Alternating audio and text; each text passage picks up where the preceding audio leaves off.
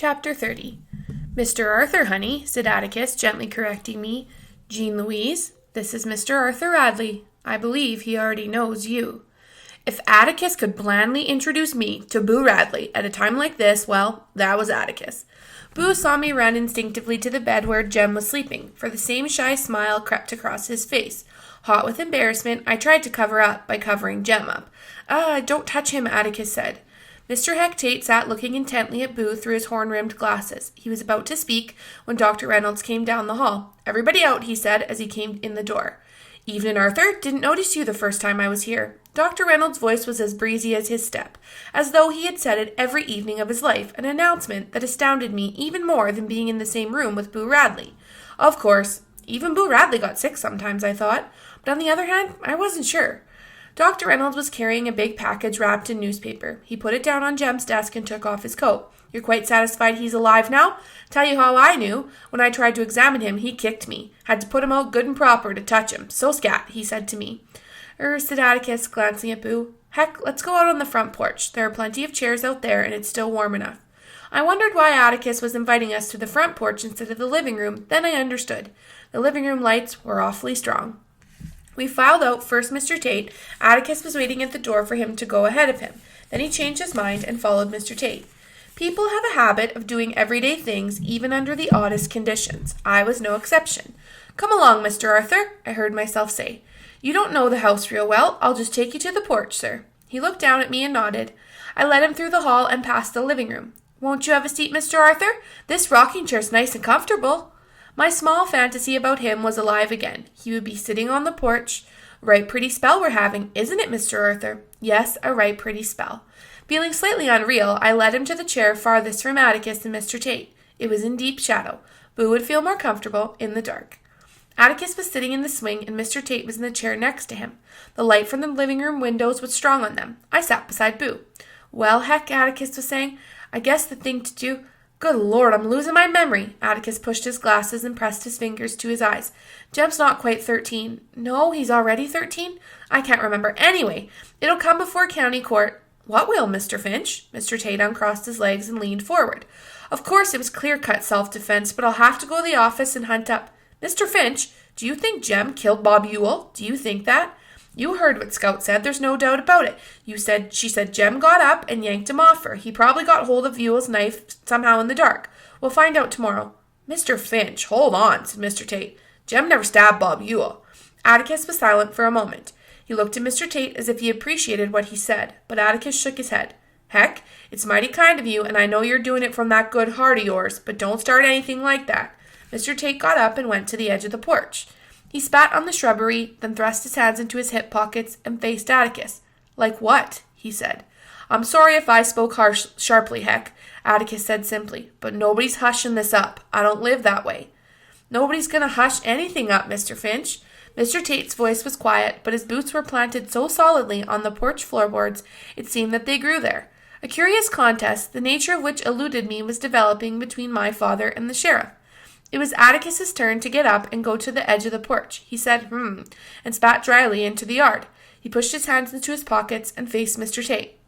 Heck, you haven't said it, but I know what you're thinking. Thank you for it. Jean Louise, he turned to me, you said Jem yanked Mr. Ewell off you. Yes, sir, that's what I thought. See there, Heck? Thank you from the bottom of my heart, but I don't want my boy starting out with something like this over his head. Best way to clear the air is to have it all out in the open. Let the county come and bring sandwiches. I don't want him growing up with a whisper about him. I don't want anybody saying, Jem Finch, his daddy paid a mint to get him out of that. Sooner we get this over with, the better. Mr. Finch, Mr. Tate said stolidly, Bob Ewell fell on his knife. He killed himself. Atticus walked to the corner of the porch. He looked at the wisteria vine. In his own way, I thought each was as stubborn as the other.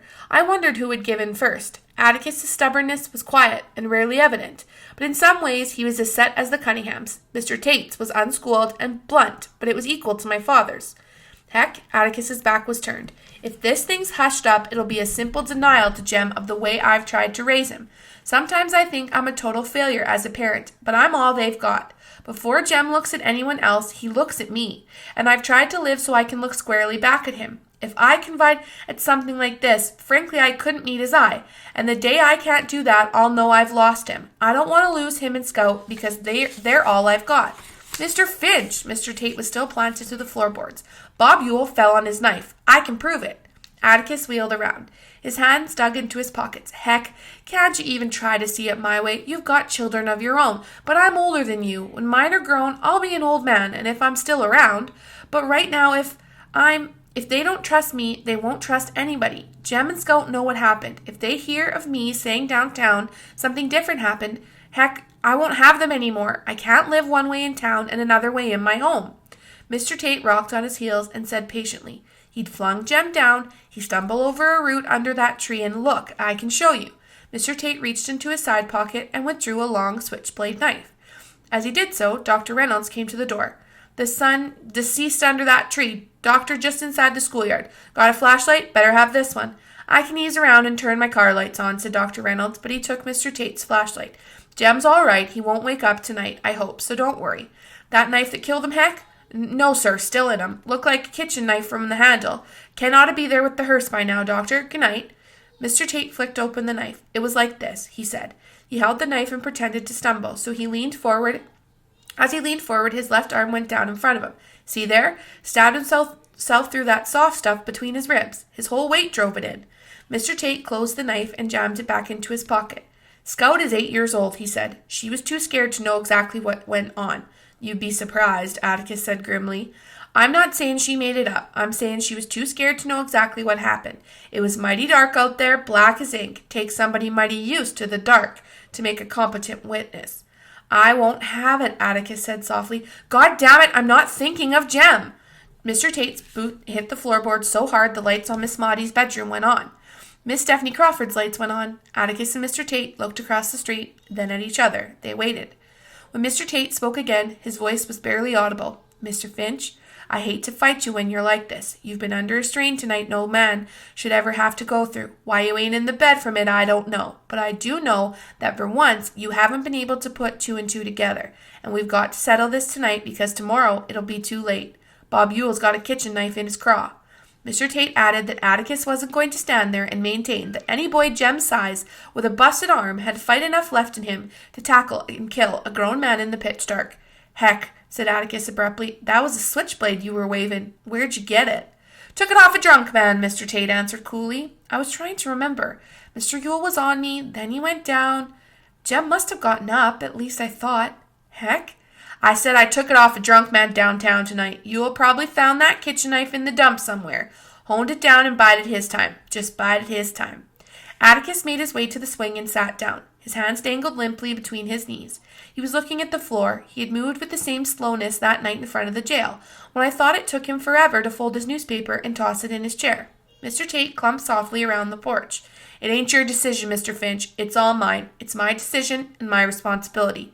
For once, if you don't see it my way, there's not much you can do about it. If you want to try, I'll call you a liar to your face. Your boy never stabbed Bob Ewell, he said slowly. Didn't come near a mile of it, and now you know it. All he wanted to do was get him and his sister safely home. Mr. Tate stopped pacing. He stopped in front of Atticus, and his back was to us. I'm not a very good man, sir, but I am the sheriff of Macomb County. Lived in this town all my life, and I am going on 43 years old. Know everything that's happened here since before I was born. There's a black boy dead for no reason, and the man responsible for it's dead. Let the dead bury the dead this time, Mr. Finch. Let the dead bury the dead. Mr. Tate went to the swing and picked up his hat. It was lying beside Atticus. Mr. Tate pushed back his hair and put his hat on.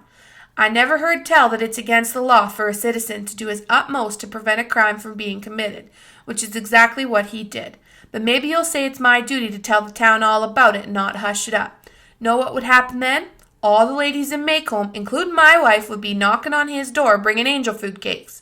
To my way of thinking, Mr. Finch, taking the one man who's done you and this town a great service and dragging him with his shy ways into the limelight, to me, that's a sin.